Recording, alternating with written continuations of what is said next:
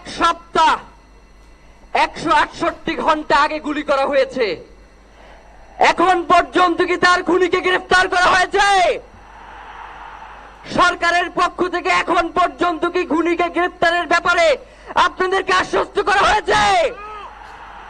তারা কি এখন পর্যন্ত আমাদেরকে জানিয়েছে যে খুনি কোন জায়গায় রয়েছে?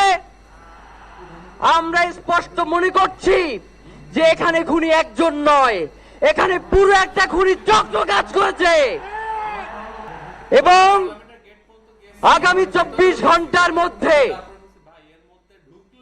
স্বরাষ্ট্র উপদেষ্টা এবং সহকারী উপদেষ্টা খুদাবক তাদেরকে জনতার সম্মুখে এসে তারা এই খুনের ব্যাপারে গত এক সপ্তাহ ধরে কি পদক্ষেপ নিয়েছে তা জনসম্মুখে জানাতে হবে।